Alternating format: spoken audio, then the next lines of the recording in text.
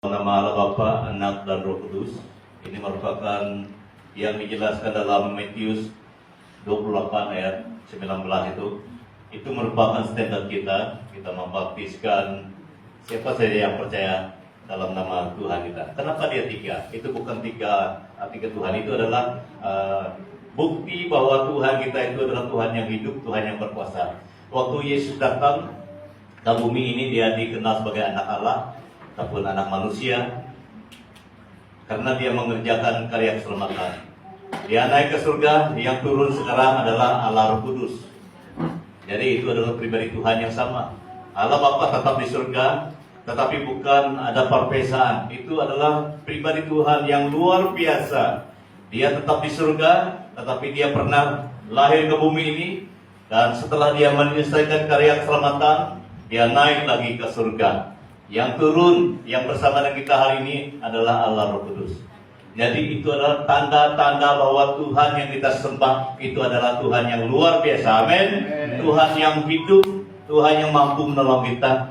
Jadi jangan pernah putus berdoa pada Dia. Jangan pernah putus berharap pada Dia. Kita harus berharap penuh. Senantiasa berharap pada Dia setiap hari, bahkan selama kita itu. Jadi pada bulan ini seperti mana yang saya kongsikan, kita masih belajar tentang damai sejahtera. Ini merupakan keperluan kita setiap hari.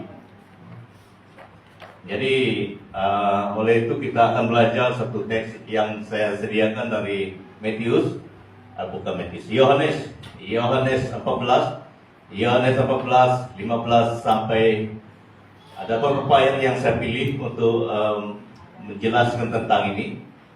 Beberapa ayat yang saya pilih. Yang pertama 15 sampai 21. Jikalau kamu mengasihi aku, kamu akan menuruti segala perintahku.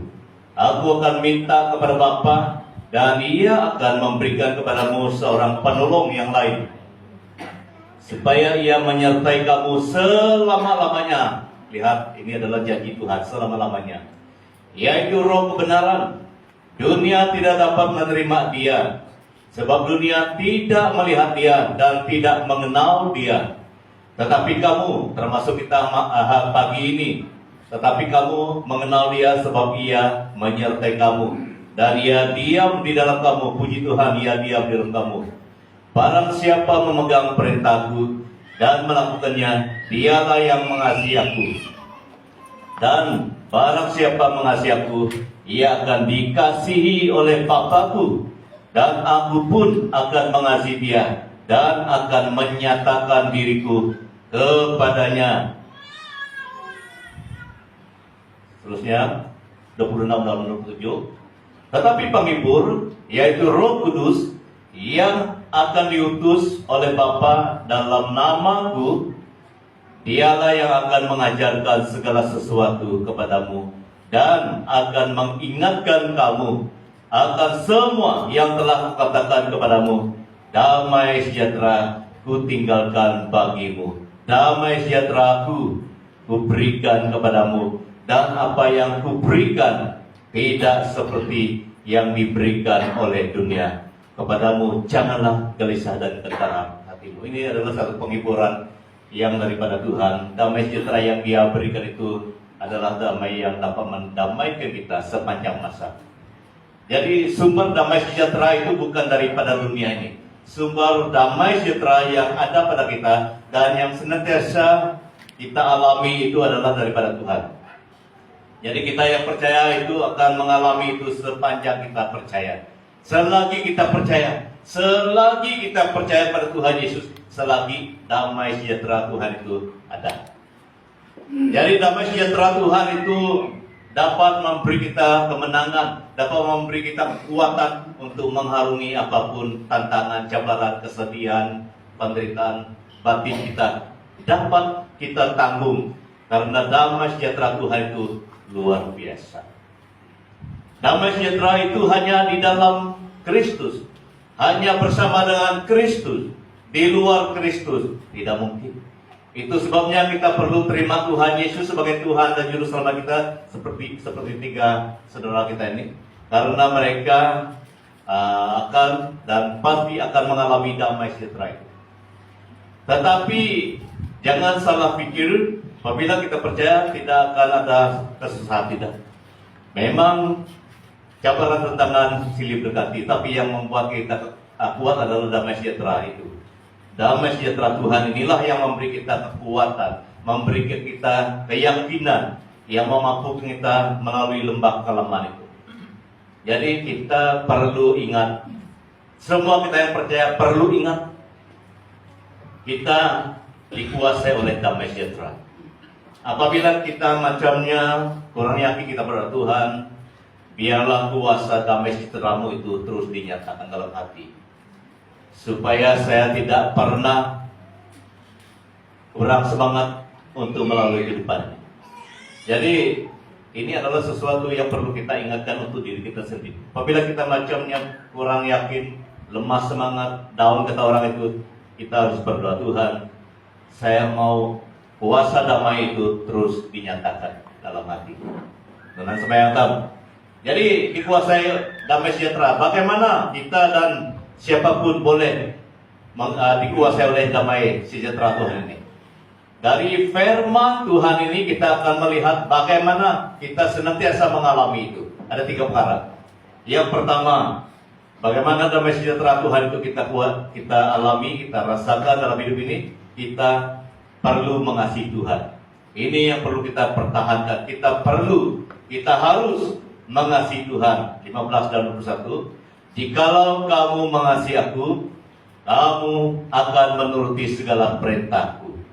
Barang siapa memegang perintahku dan melakukannya, dialah yang mengasihi aku.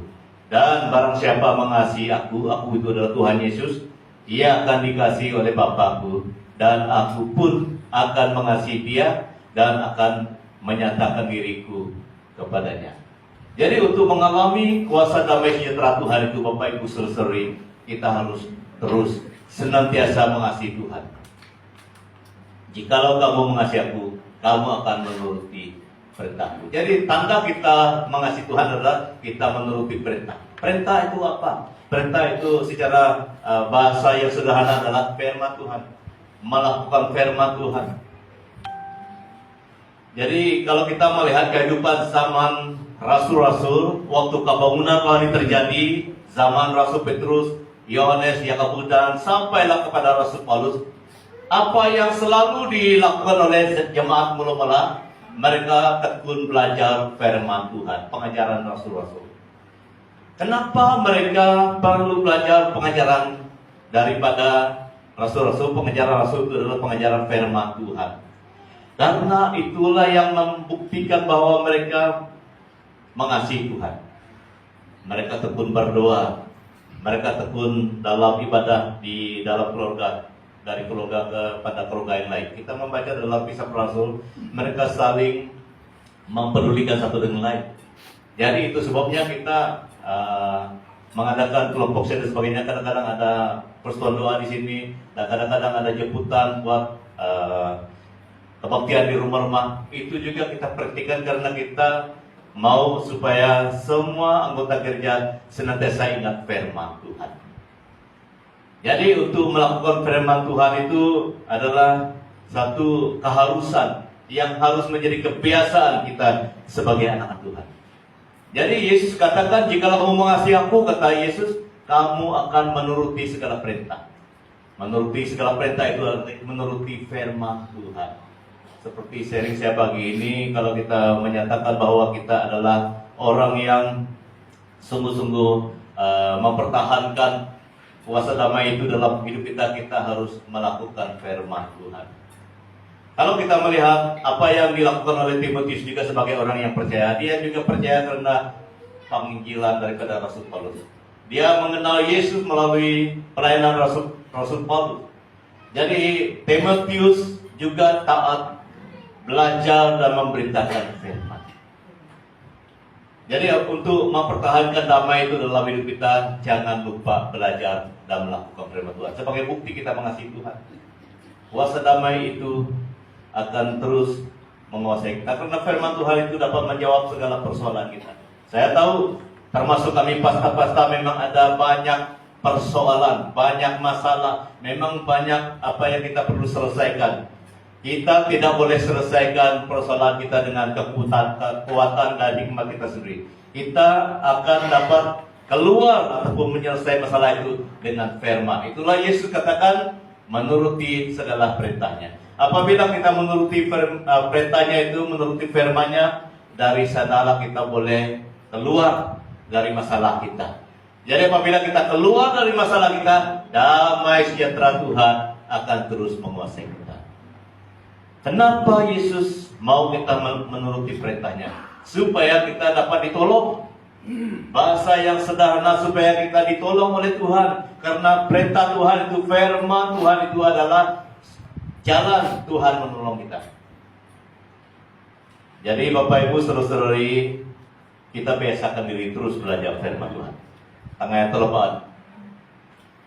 Abi nanti cara kahum ke cara Tuhan ngasih banyak cara Tuhan tolong kita, menghibur, menguat kita. Salah satu yang biasa dipakai oleh Tuhan adalah firman-Nya. Dia selalu mengingatkan firman-Nya.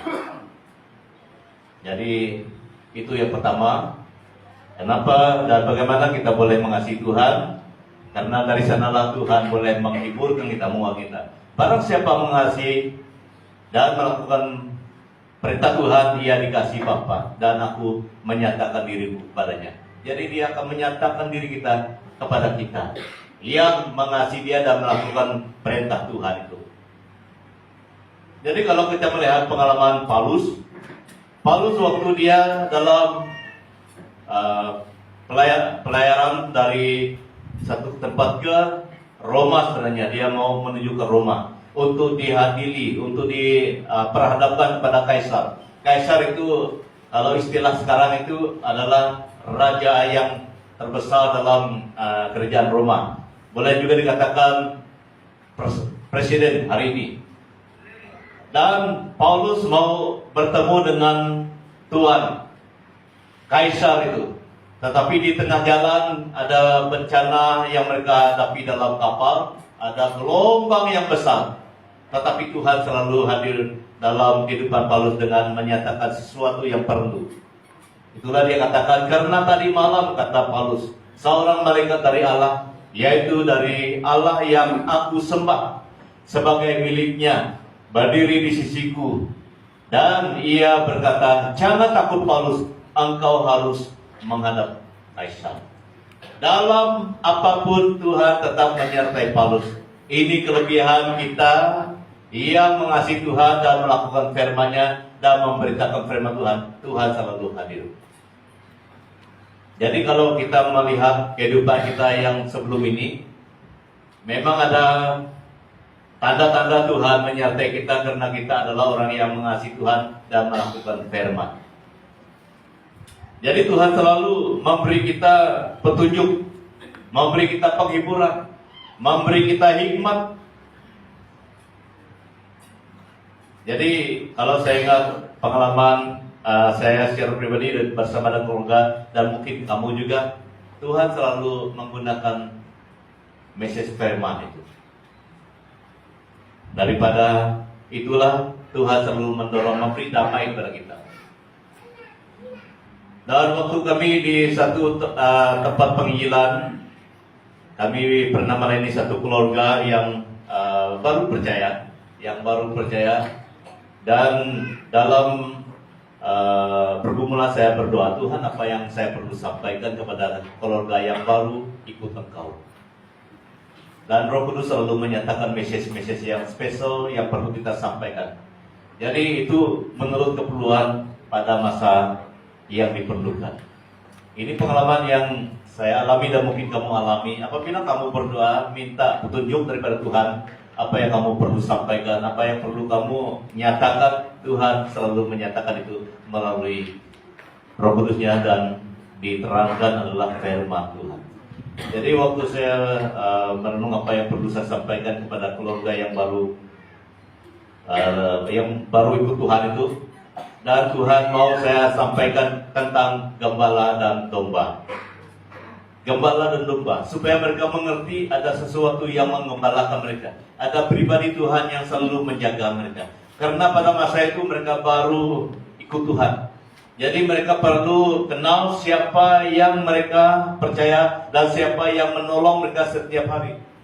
Jadi saya terpikir, karena itu adalah pekerjaan Tuhan, itu terus nampak. Yohanes 10. Akulah gembala yang baik itu. Jadi waktu saya persiapkan itu memang tepat dengan keperluan mereka. Karena selama itu mereka menggunakan jimat-jimat yang lain. Mereka menggunakan kuasa-kuasa yang lain. Apabila saya menceritakan tentang itu, barulah mereka sadar bahwa mereka perlu Tuhan yang mengembalakan mereka. Kadang-kadang seperti itu dalam kehidupan kita. Itu sebabnya kita perlu nyatakan kasih kita pada Tuhan. Kita tekun belajar firman-Nya dan tekun melakukannya. Memang ada cara Tuhan memberi kita sesuatu yang perlu pada masa itu. Jadi bukan hanya kepada kami pastor, tapi kepada kamu juga yang sebagai orang percaya. Karena kita ini sama digembalakan oleh Tuhan Yesus. Kita ini sama-sama diberi hikmat, diberi jawaban oleh Tuhan kita. Karena Tuhan kita itu tidak pilih kasih. Dia tolong hamba Tuhan, Dia tolong gereja Tuhan, Dia tolong siapapun yang berpaut kepada Dia. Yang berpaut kepada Dia. Jadi itu merupakan sesuatu yang perlu. Itulah sebabnya kita perlu menyatakan kasih kita melakukan firman Tuhan. Melakukan firman Tuhan.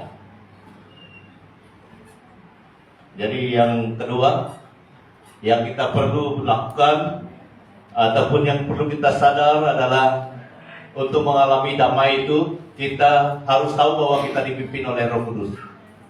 Ini yang perlu kita ingat. 16, 17 dan 26. Aku akan minta kepada Bapa, ini sebelum Yesus naik, dan Ia akan memberikan kepadamu seorang penolong yang lain, supaya Ia menyertai kamu selama-lamanya, yaitu Roh kebenaran. Dunia tidak dapat menerima Dia, sebab dunia tidak melihat Dia dan tidak mengenal Dia. Tetapi kamu mengenal Dia, sebab Ia menyertai kamu dan akan diam di dalam kamu. Puji Tuhan. Tetapi penghibur, yaitu Roh Kudus, yang akan diutus oleh Bapa dalam namaku. Ini kesatuan, dalam nama Yesus. Roh Kudus datang dalam nama Yesus. Dialah yang akan mengajarkan segala sesuatu kepadamu dan akan mengingatkan kamu akan semua yang telah kukatakan kepadamu. Puji Tuhan. Peranan Roh Kudus adalah peranan yang sedang terjadi hari ini. Ini adalah yang perlu kita syukuri, ataupun kita harus bangga karena kita sedang ditolong dan dipimpin, diberkati oleh kuasa itu. Seorang penolong menyertai kamu selama-lamanya. Tetapi saudara, ada juga satu teks katakan, janganlah kamu mendukakan Roh Kudus. Janganlah kita mendukakan ataupun menyedihkan Roh Kudus yang memeterai kita, yang sudah menanda kita. Jangan, ini yang perlu kita ingat. Roh Kudus itu memang sudah diberikan. Roh Kudus itu memang sudah ada dalam hati kita yang percaya. Karena pemberian Roh Kudus itu adalah janji Tuhan yang pasti digenapi. Tetapi walaupun sekalipun Roh Kudus itu sudah ada dalam hati dan hidup kita, ada juga satu dorongan daripada Rasul Paulus, jangan mendukakan roh itu. Jangan kita menyedihkan roh itu. Bagaimana kita boleh menyedihkan roh itu? Kita tidak mau melakukan firman. Kita tidak sehaluan dengan firman. Kita tidak mau bercakap-cakap dengan Tuhan melalui doa kita. Kita tidak mau menyembah Tuhan dengan pujian penyembahan dan hidup kita. Itulah yang mendukakan, menyedihkan hati Tuhan. Karena kita tidak mau ada hubungan dengan Tuhan melalui doa, ibadah, dan apalagi melakukan firman Tuhan itu. Sedangkan daripada yang asas, daripada yang permulaan, hubungan kita dengan Tuhan pun kita tidak mau. Jadi itulah yang mendukakan, menyebabkan roh yang sudah ada dalam diri kita itu terluka ataupun sedih. Karena kita tidak ada semangat untuk berkomunikasi, untuk bersekutu dengan Dia. Jadi Bapak Ibu Saudara-saudari, ini yang perlu kita ingat. Walaupun roh itu sudah diberikan, sudah ada bersama kita, kita harus menjaga hubungan kita, kehidupan kita di depan Tuhan. Karena dia adalah roh yang mengajar kita. Dia mengajarkan segala sesuatu kepada kita tentang apa yang Tuhan sudah nyatakan. Jadi yang pertama itu, dia katakan penolong. Dia menjadi penolong bagi kita. Dia menyertai kita selama-lamanya. Ini janji Tuhan selama-lamanya. Dia menyertai kita. Puji Tuhan. Itulah sebabnya kita tidak khawatir, tidak takut pergi kemana-mana di seluruh dunia ini. Karena ada roh Tuhan menyertai kita. Apabila kita sadar roh Tuhan itu bersama dengan kita juga terus mau dipakai Tuhan dalam hidup kita. Karena kita adalah bait Allah. Dalam 1 Korintus 3:16 itu katakan, tidak tahukah kamu bahwa kamu adalah bait Allah, puji Tuhan, dan bahwa roh Allah diam di dalam kamu. Kita adalah tempat roh Tuhan, tempat Tuhan bekerja, tempat Tuhan menyatakan kuasa hikmatnya.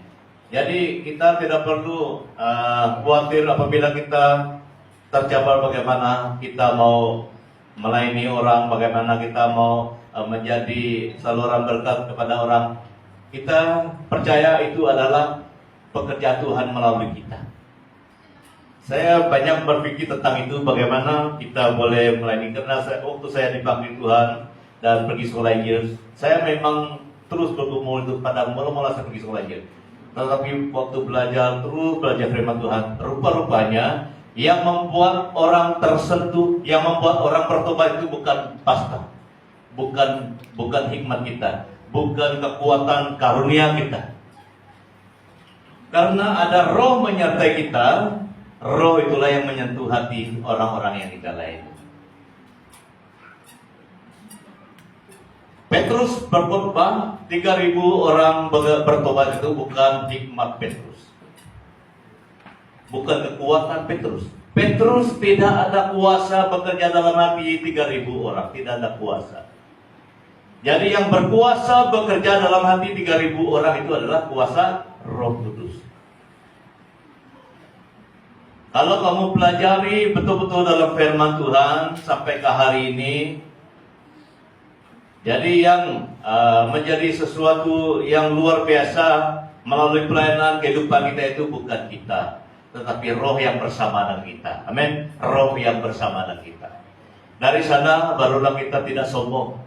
Dari sana barulah kita tetap rendah hati. Apapun mukjizat, apapun hal yang luar biasa dalam pelayanan kita tetap katakan puji Tuhan, karena Tuhan bekerja, bukan kita yang bekerja.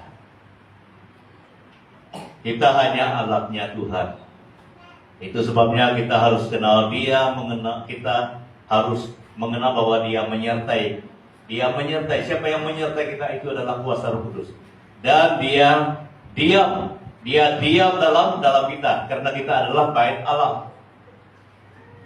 Jadi kita tidak pernah akan merasa lebih baik daripada yang lain, karena orang lain pun ada roh itu juga. Kita akan tetap rendah hati, kita tetap bersyukur. Apapun yang terjadi dalam pelayanan kita, orang bertobat berapa banyak pun, kita tetap tahu itu adalah pekerjaan roh yang menyertai kita. Itu adalah pekerjaan Roh Kudus yang menyertai kita semua. Kita tidak akan merasa bahwa kita akan lebih baik, lebih hebat daripada orang lain, karena roh itu juga yang menyertai orang yang sama-sama melayani bersama dengan kita. Jadi saudara, apabila kita dipimpin oleh roh, kita harus hidup sesuai dengan roh itu. Galatia 5:16. Maksudku ialah hiduplah oleh roh, maka kamu tidak akan menuruti keinginan daging. Semua kita masih ada keinginan daging, termasuk saya. Tetapi roh itulah yang mengajar kita untuk mengalahkan keinginan daging yang ada dalam diri kita. Jadi kita harus belajar betul-betul firman Tuhan supaya kita tahu bagaimana kita boleh mengalahkan keinginan daging yang masih ada dalam kehidupan kita. Selagi kita di bumi ini, keinginan daging itu tetap ada.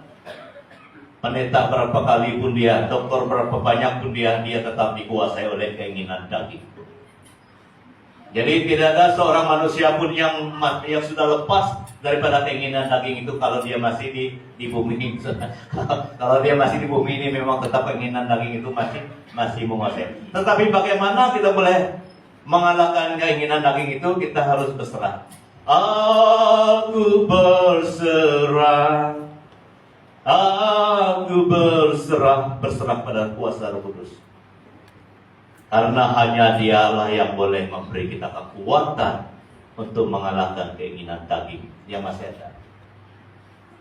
Kadang-kadang kamu di tempat kamu bekerja, kamu adalah manajer. Kalau kamu tidak berserah, kamu akan melakukan sesuka hati kamu, membuat orang tertindas, membuat orang tidak senang. Karena kamu rasa kamu manajer, buat apa saja yang saya boleh, karena saya manajer. Tetapi apabila kamu berserah kepada Roh Kudus, kamu tidak akan sewenang-wenangnya menggunakan jawatan kamu untuk kepentingan dirimu, untuk menyatakan bahwa kamu berkuasa di tempat itu. Jadi saudara, kita harus sadar bahwa Roh Kudus itu memimpin kita, bukan memimpin kita menurut keinginan daging kita, tapi Dia memimpin kita sesuai dengan kebenaran Tuhan. Jadi kita harus bangga karena kita dipimpin, disertai oleh Roh itu, Roh Kudus Tuhan. Sebabnya kita tidak perlu khawatir dengan siapapun kita berada. Kita tidak perlu khawatir karena roh di dalam kita adalah lebih besar daripada roh yang ada di dalam dunia ini. 1 Yohanes 4 ayat 4. Roh Kudus yang di dalam kita adalah roh yang lebih besar, lebih berkuasa daripada roh yang ada di dalam dunia ini. 1 Yohanes 4 ayat 4. Kalau kamu rujuk ke sana, saya tidak tulis dia. Jadi itu bukan membuat kita sombong, itu membuat kita lebih semangat, lebih berani bersaksi bagi Tuhan, lebih menjadi yakin menjadi alat Tuhan. Tuhan, saya pun di tengah-tengah bohong, di tengah-tengah siapa saja yang menyembah berhala, saya tidak khawatir karena roh yang dalam saya lebih besar daripada roh yang di dalam mereka. Ini perlu kita ingat supaya kita berani bersaksi bagi Tuhan. Bersaksi bagi Tuhan sampai Yesus datang. Apa nyanyi itu? Bersaksi terus sampai Tuhan datang. Bersaksi terus sampai Tuhan datang. Di mana-mana kita pergi, kita akan ada semangat bersaksi terus sampai Tuhan datang. Karena roh yang di dalam itu, yang dalam kita ini adalah Roh Kudus yang mendorong kita bersaksi bagi Tuhan. Karena selagi ada kesempatan, selagi itu kita mau bersaksi bagi Tuhan, karena roh di dalam kita itu mendorong kita. Jadi banyak lagi yang Dia dorong kita. Kadang-kadang kita sedang dalam kesedihan karena berbagai macam keadaan. Tetapi jangan lupa berserah kepada roh itu. Tuhan, saya tahu roh itu yang ada di dalam saya. Saya sedang sedih, saya sedang berhadapan dengan keadaan yang mencabar. Tuhan, tolong saya. Nyatakan kuasa-Mu, berilah damai sejahtera-Mu dalam hati ini. Karena Roh Kudus Tuhan itu dapat mendamaikan kita, memberi kita kemenangan. Yang kedua, Dia adalah Roh Kudus yang menghibur kita. Yang saya katakan tadi, yang mengajar kita segala sesuatu. Jadi itulah dalam kelompok sel kita diberi peluang untuk menjadi pengajar semua.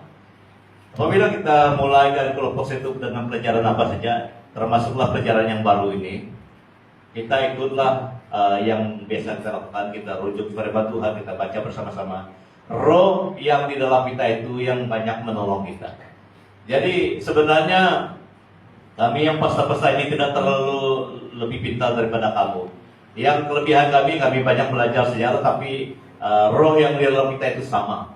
Roh yang di dalam kita itu sama dapat mengajar kita. Dapat mengajar kita. Karena firman Tuhan itu adalah milik Tuhan.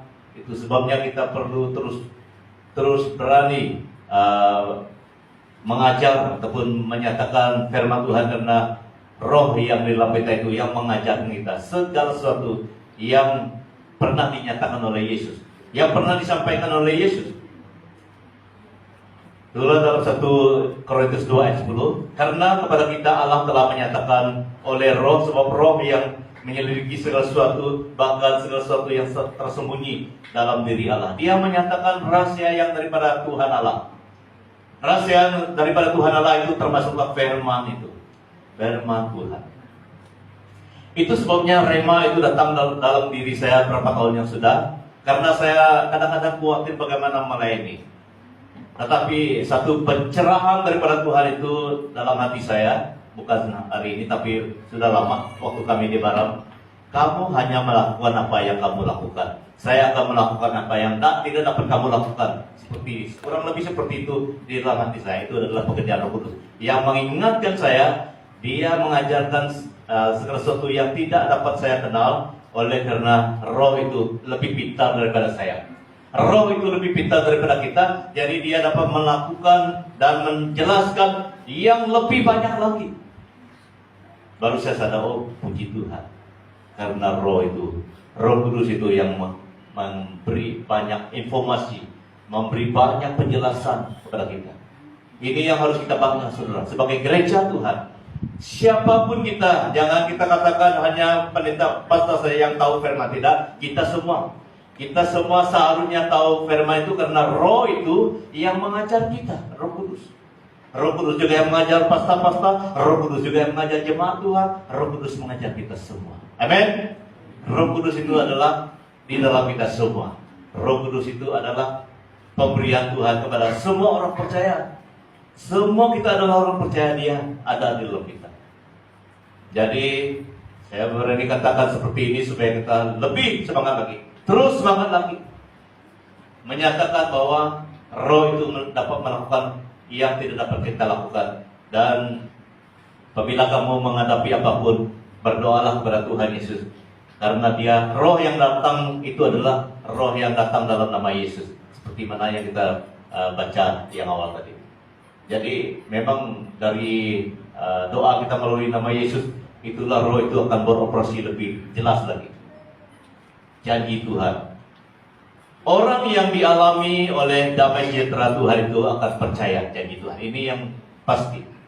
Kita semua yang dikendalikan oleh Roh Tuhan dan dikuasai oleh damai sejahtera Tuhan itu pasti percaya kepada janji Tuhan. 18 dan 27. Aku tidak akan meninggalkan kamu sebagai yatim piatu. Aku datang kembali kepadamu. Damai sejahtera ku tinggalkan bagimu. Damai sejahtera ku berikan kepadamu. Dan apa yang ku berikan tidak seperti yang diberikan oleh dunia kepadamu. Janganlah gelisah dan gentar hatimu. Jadi ini janji Yesus sebelum dia naik. Saya tidak akan meninggal kamu sebagai yatim piatu, tapi aku akan datang. Jadi yang datang itulah Roh Kudus. Sama juga dengan Tuhan datang. Yesus sama dengan Roh Kudus itu datang. Sudah datang dalam diri kita. Aku tidak akan meninggalkan kamu. Puji Tuhan. Ini janji penyertaan Tuhan. Itulah di dalam Matius juga dikatakan dia adalah Emmanuel. Senantiasa menyertai umatnya. Jadi sampai selama-lamanya selagi kita masih di bumi ini, dia menyertai kita. Itulah dalam Yohanes 10 ayat 14 katakan, akulah gembala yang baik, dan aku mengenal domba-dombaku, dan domba-dombaku mengenal aku. Kita mengenal siapa gembala kita. Gembala kita yang memimpin kita. Gembala itu artinya yang memimpin kita adalah Tuhan Yesus Kristus dengan perantaraan kuasa Roh Kudusnya hari ini. Dialah yang menggembalakan kita, saudara. Dialah yang memimpin kita. Jadi dalam Galatia 4:6 katakan, dan karena kamu adalah anak, kita semua adalah anak Tuhan, maka Allah telah menyuruh Roh anaknya ke dalam hati kita yang berseru, iya Abba, iya Bapa. Ya Abba, Bapa, ini aku anakmu. Kita tidak akan malu menyatakan bahwa kita adalah anak Bapa, anak Tuhan. Karena benar, kita adalah anak Tuhan. Karena kita sudah percaya kepada Tuhan Yesus. Tuhan Yesus adalah Tuhan dan Juru Selamat kita. Dan apabila kita mengaku itu dalam pengakuan kita berapa lama yang lalu, dan dia memeterai kita, dia menandang kita dengan kuasa Roh Kudusnya, dan kita ada hak menyatakan dia adalah Bapa kita. Yohanes 1:12. Yohanes 1:12 katakan semua orang yang percaya kepada Tuhan dikenal sebagai anak Tuhan. Jadi kita ini adalah harta yang berharga di hadapan Tuhan. Kita ini adalah anak Tuhan. Apabila kita mengalami apapun, kita harus berdoa, Tuhan tolong saya anakmu. Saya perlukan ini, saya perlukan ini. Tuhan tolong saya, pimpin saya. Ini berita baik untuk kita semua, Jangan lupa kita adalah anak Tuhan. Dan apabila kita tahu bahwa kita adalah anak Tuhan, Tuhan tidak meninggalkan kita seperti anak yatim piatu. Anak yatim piatu adalah orang yang tidak ada yang memimpin. Yatim piatu adalah orang yang tidak ada yang menolong mereka. Yatim piatu adalah orang yang tidak ada yang menjamin masa depan mereka. Tapi kita tidak. Kita disertai oleh Tuhan. Kita dipimpin oleh Tuhan. Kita ditolong oleh Tuhan setiap masa. Dan kita percaya. Apabila kita senantiasa percaya, damai sejahtera itu senantiasa ada dalam hati kita. Karena dari kepercayaan kita pada janji-janji Tuhan itu, damai itu selalu menguasai kita. Yang terakhir pada hari ini, yang terakhir adalah damai sejahtera aku tinggalkan. Ini adalah sesuatu yang ditinggalkan oleh Tuhan dalam hidup kita. Sebab Tuhan adalah roh. Di mana ada roh Allah, di situ ada kemerdekaan. Ini penjelasan yang luas. Karena kadang-kadang manusia itu terbelenggu dan diperbudakkan oleh macam-macam keadaan. Tetapi apabila kita ingat kita sudah mempunyai roh itu. Roh itulah yang melepaskan, memerdekakan kita. Sehingga kita tidak diperbudakkan oleh apa-apapun. Oleh ketakutan, oleh keraguan, oleh kebimbangan, oleh hal-hal yang mau menekan kita. Tidak akan menekan karena kita mempunyai roh Tuhan. Dan apabila kita sadar bahwa roh Tuhan itu yang memerdekakan kita, maka damai sejahtera Tuhan itulah yang selalu menyertai kita siang dan malam. Paulus selalu menulis dari permulaan ataupun di akhir suratnya tentang kalimat ini, kasih karunia dan damai sejahtera dari Allah Bapa kita dan dari Tuhan Yesus menyertai kamu. Kenapa Paulus menulis dari awal ataupun di akhir surat yang dikirim kepada jemaat-jemaat? Untuk menghiburkan, untuk mendorong kita, mengingatkan kita, kasih karunia damai sejahtera Tuhan ini selalu menyertai kita sebagai gerejanya. Sampai hari ini, apabila kita adalah gereja Tuhan, gereja artinya orang yang sudah dipindahkan daripada kegelapan masuk ke dalam terang Tuhan, eklesia. Gereja yang saya maksudkan itu adalah eklesia. Dan tubuh Kristus. Tubuh Kristus itu adalah yang dipimpin, yang dikendalikan oleh Tuhan Yesus. Tuhan Yesus sendiri yang menjadi kepala kita. Kalau membaca tentang tubuh Kristus dalam 1 Korintus. Dan apabila kita sadar kita adalah gereja Tuhan, tubuh Kristus, kita pasti selalu diberi kasih karunia. Kasih karunia ini adalah apa yang diberikan oleh Tuhan sesuai dengan keperluan kita. Mungkin kita saat ini sedang dalam jalan buntu. Kita susah mau menyelesaikan sesuatu pergumulan masalah, tetapi kita berdoa, selalu berdoa, dan Tuhan memberi kasih karunia. Jawaban untuk hal-hal yang menjadi masalah kita pada masa itu kasih karunia. Kasih karunia adalah pemberian Tuhan menyelesaikan masalah dan kesusahan anak-anaknya pada masa itu. Jadi kasih karunia ini banyak macam. Kadang-kadang kasih karunia itu adalah kesembuhan, dia menyembuhkan kita. Kadang-kadang kasih karunia itu adalah memberi kita ketenangan waktu kita bimbang. Kadang-kadang kasih karunia itu memberi kita keberanian waktu kita takut. Dan macam-macam. Itu adalah kasih karunia.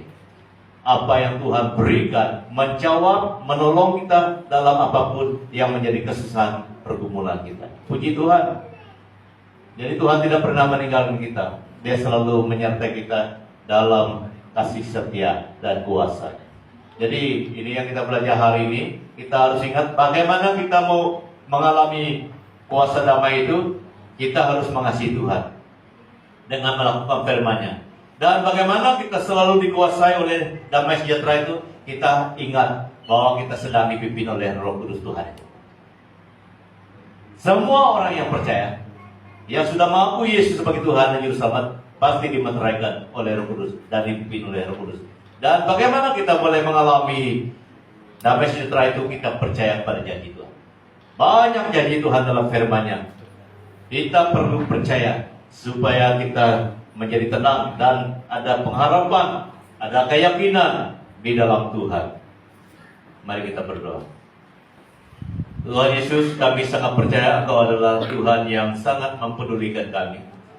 Engkau adalah Bapa yang selalu mengajar kami, menolong kami tatkala kami sebagai anak-Mu dalam masalah.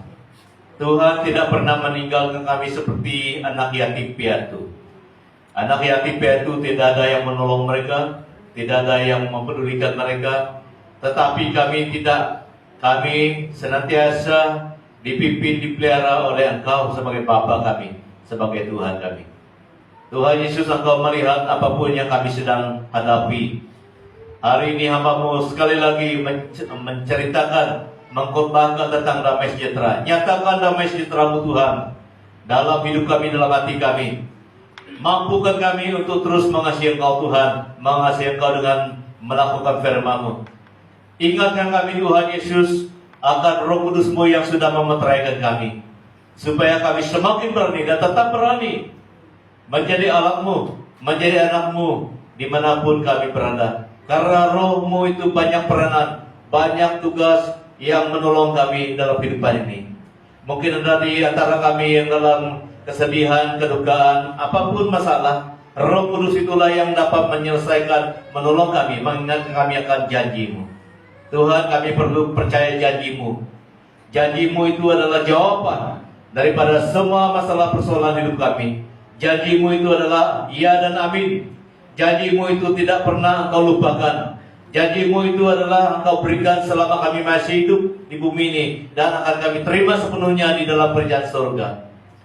Tuhan, Engkau adalah pribadi yang mempunyai banyak janji, dan Engkau tidak pernah lupa menggenapi, melakukan janji-Mu itu Tuhan, selama kami masih hidup dan apabila kami pulang kepada-Mu Tuhan pada masa yang sudah ditentukan oleh Engkau. Terima kasih Bapa, meteraikan kebenaran firman-Mu ini dalam hati kami semua, agar kami terus bersemangat hidup bagi Tuhan, menjadi anak Tuhan yang tidak pernah lupa akan janji-Mu. Dan biarlah suasana damai sejahtera Tuhan itu senantiasa ada dalam hati kami, sekalipun kami berhadapan dan melalui lembah kekelaman. Lembah kekelaman itu adalah gambaran kepada masalah, cabaran-cabaran, kesusahan hidup ini. Tetapi Tuhan tidak pernah kalah. Tuhan tidak pernah kurang akal dan kurang jalan untuk menolong kami, sekalipun kami berhadapan dengan apapun lembah kekelaman. Tuhan kami lebih berkuasa, Tuhan kami lebih berdaulat daripada apapun masalah kami. Terima kasih Bapa. Tolong kami semua, sekalipun hamba-Mu tidak menyebutkan apapun keperluan anak-anak-Mu Tuhan yang ada dalam ruangan ini, tapi Engkau adalah Tuhan yang maha tahu, Tuhan yang maha kuasa, Tuhan yang sempurna, dapat menolong kami semua. Dari belakang sampai depan, semua kami yang ada dalam ruangan ini Tuhan, baik yang ada di ruangan sekolah minggu, Tuhanlah yang akan menolong kami siang dan malam. Tuhanlah yang menjadi Bapa kami, Tuhanlah yang menjadi Gembala Agung kami selama kami hidup di muka bumi ini. Terima kasih Bapa, terima kasih. Di dalam nama Tuhan Yesus Kristus kami mohon semuanya ini. Amin. Jadi sekarang saya memberi masa pada hambanya untuk menyampaikan berita sidang dan doa penutupan. Tuhan berkati.